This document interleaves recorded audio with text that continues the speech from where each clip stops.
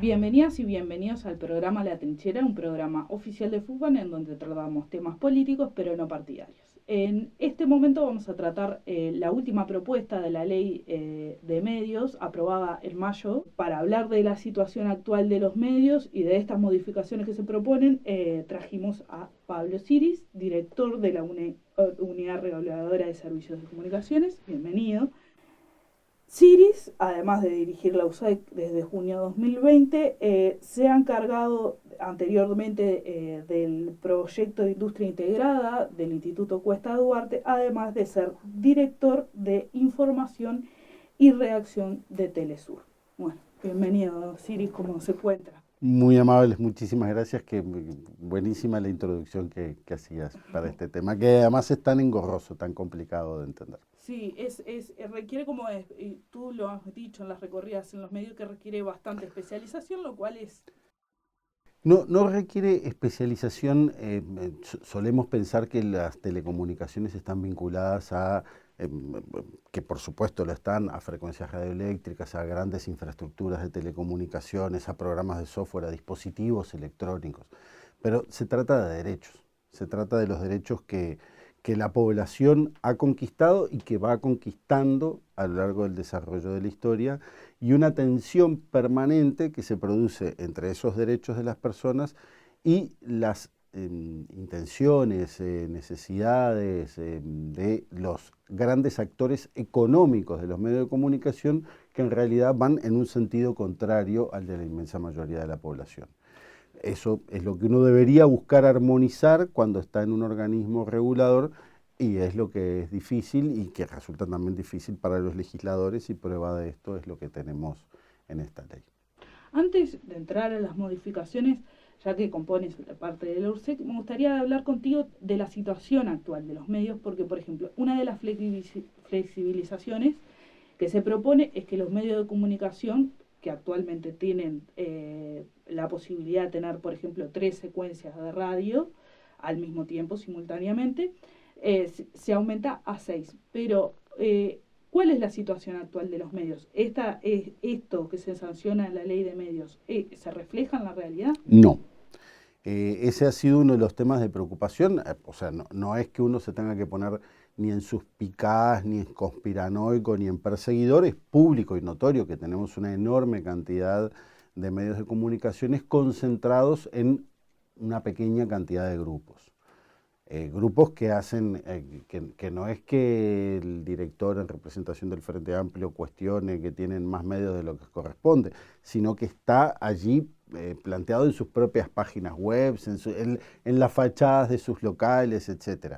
Tenemos grupos que tienen 5 o 6 emisoras, y que además de que tienen algunas de estas en propiedad, tienen otras que administran, cosa que también está sancionada por la ley actual. Cada vez que hemos planteado este tema en el directorio de la URSEC, las explicaciones que se nos brindan a la población le van a resultar hasta graciosas, a los oyentes y las personas que están viendo este programa. Por ejemplo, se nos señala que un grupo de empresas determinado no es tal, sino que en realidad están en un cowork, ¿no? O sea, esto no es un grupo de emisoras de radio, sino que es un cowork de radios. Pero siguen siendo una empresa que es una sociedad anónima, que es. Mm, usted no desconfiaría, yo también. Ujú. Se nos dice que una empresa determinada o que un grupo determinado no tiene tantas emisoras, sino que en realidad esas emisoras se coordinan para, por ejemplo, contratar al mismo personal o vender la publicidad a través de la misma gente. Y uno dice, pero, caramba, parece bastante un grupo. Me dicen, no, la ley no lo prohíbe. Todas estas emisoras tienen la misma dirección, no, la ley no lo prohíbe. Bueno, pero es que parece que fuera un grupo. Y entonces lo que se nos plantea reiteradamente por parte de la mayoría del directorio es que, bueno, que la URSEC no tendría competencias para revisar esto, porque no tiene las capacidades ni las facultades para solicitar la información que lo permita determinar. Yo entiendo que eso es expresamente lo contrario. Incluso propuse un protocolo de actuación del organismo para el caso de que, como sucede ampliamente, se nos dice el grupo tal compró a la radio cual. sin que haya hecho ni un solo trámite ante la URSEC. Entonces uno dice, bueno, cuando me entero de una cosa por el estilo, yo debería poder actuar de oficio, la URSEC Porque los podría permisos buscar. para las secuencias pasan por URSEC. Sí, claro. O sea, de hecho, uno no puede comprar una emisora sin solicitarlo a la URSEC y sin que lo apruebe el Poder Ejecutivo. El Poder Ejecutivo es el que da las autorizaciones para las ventas tanto de la persona jurídica como de la licencia que tiene acompañado. O sea, yo no es que compro la empresa Radio Pirulín Sociedad Anónima, sino que además tengo que solicitar la autorización para operar la licencia. Eso en nuestro país está claramente identificado y las licencias las asigna el Poder Ejecutivo con informe previo de la URSEC. Pero cada vez que he intentado que se haga alguna revisión de este tipo de situaciones, he fracasado con total estrépito. El protocolo que te señalaba de actuación, en realidad no se ha aplicado una sola vez desde que fue aprobado por el organismo, que fue aprobado, pero no se ha aplicado ni una sola vez. Y bueno, demuestra que en realidad no hay una voluntad de la mayoría oficialista por controlar estas concentraciones indebidas de medios. Y la respuesta de los medios de comunicación es que la URSEC no tiene las capacidades. Las capacidades las tiene, Las ¿no? capacidades jurídicas porque señalan es un ellos. servicio descentralizado del Estado uruguayo, ¿no? Claro, ¿cómo es la forma de comprobar que existe una concentración de medios? Por ejemplo, un indicio es que están todos en el mismo edificio, o que las cuentas bancarias de uno y de otros los maneja la misma persona, o que se venden publicidad entre sí, o que esa publicidad se la contratan a una misma agencia de publicidad en conjunto. En fin, hay como distintos mecanismos para verificar esto. Cuando se ha planteado aplicar estos mecanismos, por ejemplo, solicitar estados de cuenta, solicitar el personal directivo de cada radio o del grupo en su conjunto, se nos ha dicho que no tenemos la facultad jurídica para solicitar esta información, cosa que entendemos que es absolutamente inadecuada, que es una interpretación errónea de la ley. Bien. Bien. La actual ley vigente de medios es de 2014, pero fue reglamentada 5 años después, ¿no? Como para ser aplicada, digamos, ¿no? Efectivamente. Empezó a ser aplicada 5 años después. ¿Por qué se demora tanto en regular o en sancionar, como venías explicando, a los medios de comunicación? Digamos, es una de las cosas que hay que tener presente es que inmediatamente que esta ley fue promulgada, en masa, los medios de comunicación integrantes de la ANDEU particularmente y de la Cámara Uruguaya de Televisión para Abonados interpusieron recursos de inconstitucionalidad. Aunque los recursos de inconstitucionalidad, aunque interponer el recurso por supuesto no impide ejecutar la ley, el Poder Ejecutivo de la época, en tanto se presentaron cientos de recursos de inconstitucionalidad, optó por esperar a que la Corte se expidiera sobre el grueso de los recursos, o por lo menos sobre los recursos que eran contra toda la ley, hasta comenzar a reglamentarla. Con el diario del lunes yo podría decir que fue una decisión quizás equivocada. En el momento parecía que el Estado uruguayo, el sistema de libertades, corría el riesgo de reglamentar de manera indebida esta actividad.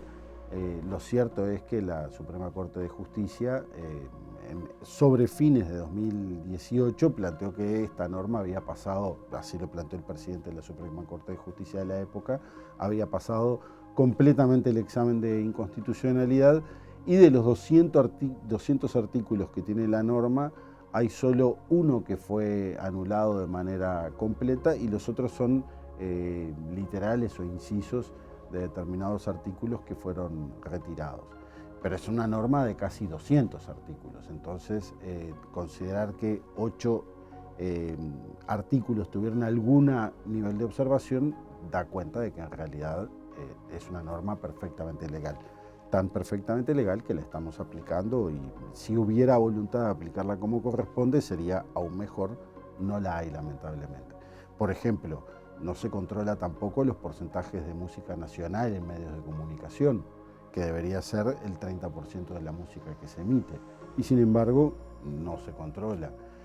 se controlan con muchas limitaciones los excesos de tanda. De hecho, este gobierno decidió que a los medios de comunicación se les diera una tolerancia de hasta 2 minutos para programación en vivo en el interior y de 4 minutos, de hasta 4 minutos para programas con programación en vivo en el interior, sumados a los 15 minutos que establece la ley. O sea, la ley dice que por cada hora de programación puede haber 15 minutos de publicidad y se resolvió, como te decía, estos 2 y 4 minutos de tolerancia en los medios de Montevideo y del interior. En las radios es todavía superior. Entonces, claro, es muy la postura que ha tenido este gobierno en relación con estas normas que debieron empezar a aplicarse a partir de 2019, da cuenta de que, como te decía antes, de que no existe una voluntad de control de la relación que hay entre los medios de comunicación y sus usuarios, que somos nosotros los que prendemos la tele o prendemos la radio y vemos el programa tal o cual, y que nos vemos francamente saturados de publicidad. Con respecto a la postura del gobierno que ha tenido con respecto a la regulación de los medios de comunicación, vos en un programa de streaming Miedo al Éxito sostuviste que el gobierno ha quitado tasas, por ejemplo, no hacen aportes los medios de comunicación del interior, no hacen aportes patronales, incluso para importar equipos técnicos se le han exonerado impuestos y diversas flexibilizaciones dentro del marco de este gobierno. La consulta es, ¿existe, digamos, una razón comercial? O sea, ¿los medios de comunicación tienen que sí o sí acceder a esta clase de prestaciones para subsistir? Allí hay un debate muy interesante que tiene hasta una connotación filosófica, ¿no? Los medios de comunicación son importantes para la democracia. La diversidad de medios de comunicación y la existencia de medios de comunicación independientes, sanos, etcétera, le hace bien a la sociedad en su conjunto. El tema es cuando precisamente esa relación entre los medios de comunicación y la población se hace completamente desequilibrada, que es lo que sucede. Si los medios de comunicación no pagan por utilizar las frecuencias radioeléctricas, si los medios de comunicación no pagan impuestos para poder traer sus bienes, equipos, materiales y software y royalties del extranjero, si no hay ninguna obligación de los medios de comunicación con la sociedad, entonces la sociedad legítimamente puede sentirse no representada en ese sistema de medios de comunicación. Lo que corresponde, además, es buscar generar programación, producción nacional. Debería ser un objetivo del regulador, un objetivo del gobierno, que nuestros medios de comunicación no sean enlatados de telenovelas turcas una detrás de la otra, ¿no? No deberíamos tener 4 horas diarias de lectura del horóscopo. Deberíamos tener la posibilidad de que en nuestro país se desarrollaran programas periodísticos y de ficción de calidad y de entretenimiento también, de calidad, pero con factura, producción, creatividad nacional, que las hay de sobra. Lo cierto es que los medios de comunicación buscan las alternativas más baratas para ganar mucha plata con su producción audiovisual. O sea, comprar enlatado es mucho más barato que producir. Absolutamente. Nacionalmente. Absolutamente. Pero absolutamente. Además hay países que exportan su producción porque precisamente han desarrollado o bien productos que en algún caso es de calidad, en otros casos son simplemente productos de consumo masivo, ¿no? Que no tienen gran calidad pero que tienen un fuerte impacto comercial, y han desarrollado un trabajo donde no ganan vendiéndolo en un país, ganan vendiéndolo en decenas de países.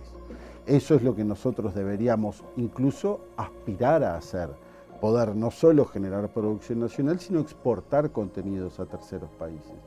Y eso es algo que pareciera completamente abandonado. Nos hemos convertido, eso sí, en un pequeñísimo productor de contenidos para las grandes plataformas que hacen que esa relación entre los medios de comunicación y la población sea aún más desigual, aún más asimétrica. Entonces, hay que reflexionar sobre cuál es el papel que nosotros esperamos de los medios de comunicación como sociedad. Los medios de comunicación deberían reflejarnos como, no solo como individuos, sino como colectivos sociales. ¿Cuántos programas de cooperativismo hay en los medios de comunicación en este momento? Bueno, son difíciles de encontrar. No quiere decir que no los haya, los hay, pero son difíciles de encontrar. ¿Y cuántos cooperativistas hay en este país? Y hay decenas de miles. Solo de vivienda hay más de 35.000. Entonces, uno debería poder pensar en medios de comunicación que nos busquen, que nos interpelen, que nos cuestionen, que nos promuevan como sociedad y que además, al hacerlo, construyan democracia y construyan una sociedad sana. Y eso hoy no lo tenemos.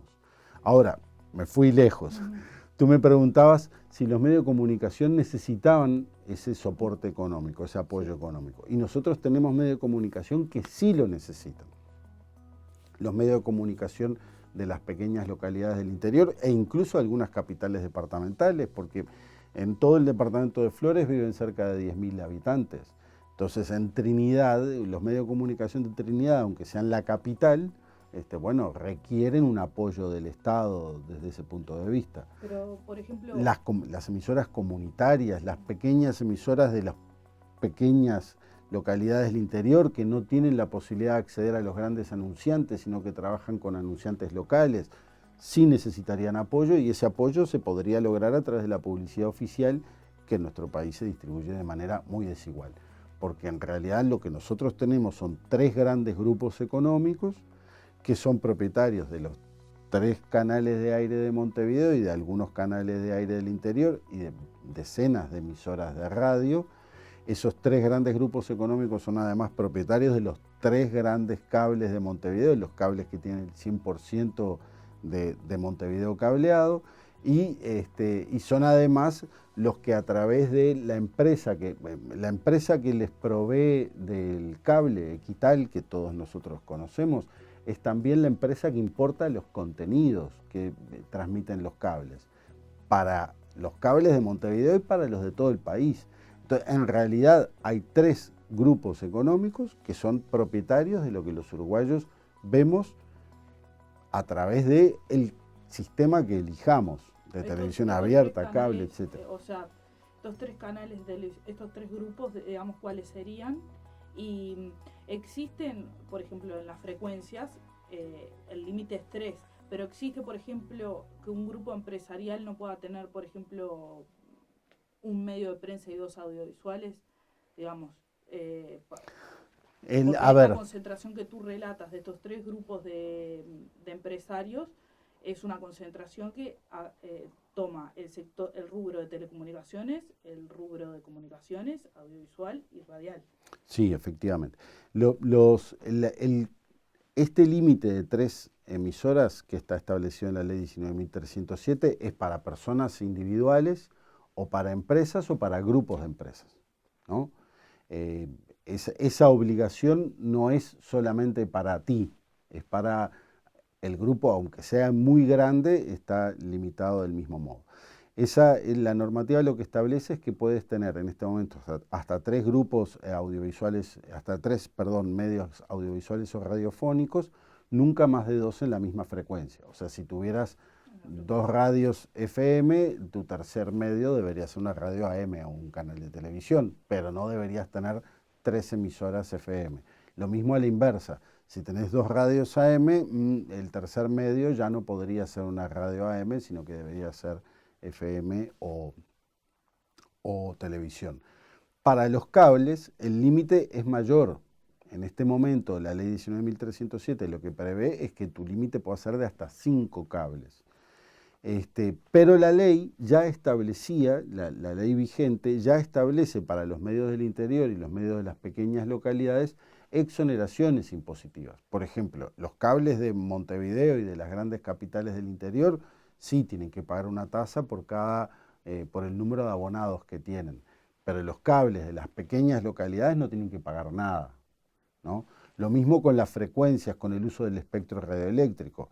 Las grandes emisoras que escuchamos en todo el país o las emisoras que tienen un impacto importantísimo en la población montevideana, por supuesto que deberán pagar el espectro que utilizan, pero las pequeñas emisoras de las pequeñas localidades del interior no pagan el uso del espectro radioeléctrico. Eso ya estaba previsto. Lo que se hace en este gobierno y lo que se hizo en este gobierno y lo que se hace también en la norma ya establecido por ley es exonerar del pago a todos, seas grande o chico. Entonces, claro, uno podría decir, bueno, si exoneran a unos, que exoneren a otros. Sí, pero no es lo mismo decir que la radio de Riachuelo, allá en Colonia, no paga el espectro radioeléctrico para que lo escuchen los 1000 y pico de habitantes que tiene Riachuelo, a decir, bueno, que no pague, no sé, Del Sol, por decir algo. Una FM en Montevideo que tiene programas que escuchan decenas de miles de personas, o incluso en algún caso cientos de miles de personas. Entonces, no es la misma situación, no es equiparable y debería tratarse como lo que son casos distintos. Bien. ¿Cuáles son los 3 grupos de...? Son los grupos vinculados a los 3 canales de aire de Montevideo, el grupo vinculado a Canal 4, Canal 10 y Canal 12. Han variado en su composición accionaria a lo largo de los años, pero son esos 3 grupos básicamente. Bien.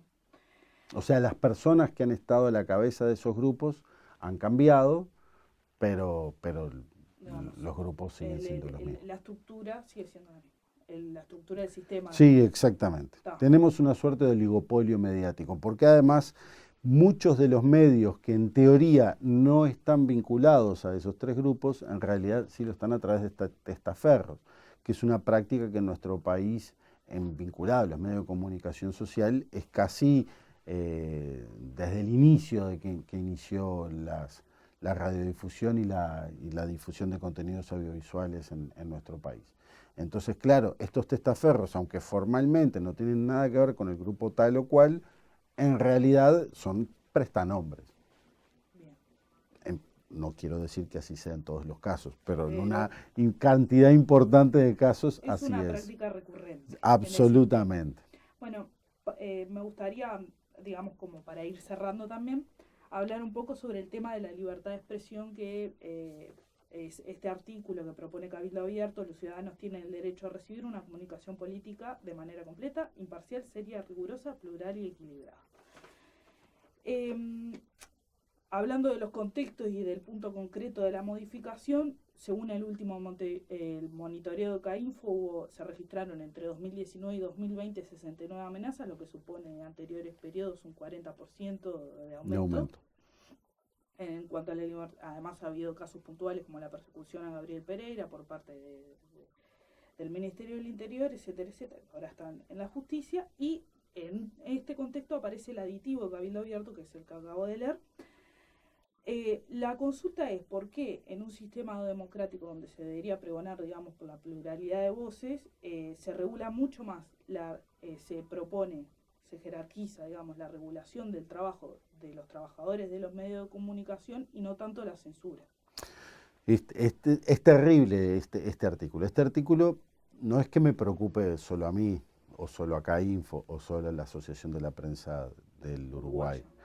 Le preocupa al relator o sea, a la oficina del relator de derechos humanos de la ONU, le preocupa a la UNESCO, le preocupa a la Comisión Interamericana de Derechos Humanos, le preocupa al Comité de Protección de los Periodistas de las Américas, le preocupa a la Federación Internacional de Periodistas, a la Federación de Periodistas de América Latina y del Caribe, al PIT-CNT, a la Universidad de la República, al claustro de la Facultad de Información y Comunicación, o sea, a un amplísimo espectro institucional, social, político ni hablar, porque genera en nuestro país un precedente muy delicado. En primer lugar, porque se ha pretendido justificar el artículo diciendo que, bueno, que en realidad es una declaración de intenciones, un saludo a la bandera, que nadie tiene intención de aplicarlo. Bueno, entonces, ¿para qué lo pones? ¿No? ¿Para qué se escribe? Absolutamente, pero además el artículo es taxativo en cuanto a la cantidad de materias que regula. Dice, los programas que traten asuntos políticos, de gobierno, parlamentarios, discrimina entre parlamentarios y legislativos, administrativos, académicos, económicos, sociales, etc. Bueno, no parece ser esa enumeración taxativa no pareciera ser elaborada con la intención de no aplicarla, ¿no? Porque si no, si fuera simplemente todos tenemos derecho a una buena comunicación imparcial y etcétera, bueno, capaz que lo podemos pensar. Pero esa enumeración taxativa que se hace es muy delicada y aplica y además genera responsabilidades y genera incluso criterios para el equilibrio. Incluso dice qué programas están excluidos. Entonces, cuando se plantea una cosa de estas características, uno no puede evitar pensar que hay efectivamente una intención de aplicarlo. Si no fuera suficiente, la propia legisladora, la propia senadora Graciela Bianchi, en el plenario de la Cámara de Senadores que trató este asunto, dijo que los artículos, quien no cumpliera con la norma iba a ser sancionado. Entonces, este discurso de que en realidad no se quiere aplicar, no pareciera ser. Ahora, una de las cosas que ha pasado con este artículo es que, por supuesto, a quienes ejercemos el periodismo y la comunicación nos ha preocupado muchísimo. Entre otras cosas porque en la enumeración de principios para la libertad de expresión en las Américas que ha elaborado la CIDH están expresamente prohibidas las normas de estas características. No expresamente prohibidas. No las hay, que yo sepa. Por lo menos no en regímenes democráticos, digamos. Yo sé que hay monarquías en el Golfo donde está prohibido hablar del jeque tal o cual. Bueno, está bien, pero en este caso, que se supone que tenemos una democracia que además nos jactamos de que es plena o casi plena, pues bueno, no debería haber normas de estas características. Pero el tema con esta norma es que nos ha quitado el foco de lo que yo creo que es el más importante de los problemas, que es no solamente la concentración que se plantea de los medios de comunicación y las condiciones absolutamente favorables para los grandes capitales privados y desfavorables para la población que queda sometida a lo que los medios deseen por una condición inherente al capitalismo. El capitalismo obliga al empresario, no es porque sea bueno o malo, sino que lo obliga, es la regla de juego del capital, a aumentar su capital de forma creciente. Entonces, si vos hoy tenés una radio, mañana que te da 100 pesos, no te alcanza con ganar 110 todos los años. Si el año que viene ganás 110, el otro año tenés que ganar 150, el otro año tenés que ganar 300 y así sucesivamente. Para eso tenés que concentrar medios, pero la concentración de medios nos genera a nosotros, a la población, una indefensión total, reduce el número de voces, no solo reduce el número de voces, reduce el número incluso hasta de contenidos para el entretenimiento, reduce la cantidad de cultura a la que accedo, reduce la cantidad de opiniones, de información que recibo, etc. Y la otra cosa que esta norma es terrible que plantea es un cambio total en la estructura de telecomunicaciones de nuestro país, porque le genera a los medios particularmente a los operadores de televisión para abonados, la posibilidad de transmitir servicios de datos e internet en detrimento expreso de la empresa de telecomunicaciones que hemos construido las uruguayas y uruguayos con nuestro esfuerzo durante décadas y que hasta hace no mucho tiempo estaba a la vanguardia mundial. O sea, en Uruguay es importante que a veces nos olvidamos, fue el primer país del continente y uno de los primeros países del mundo en tener una red 5G.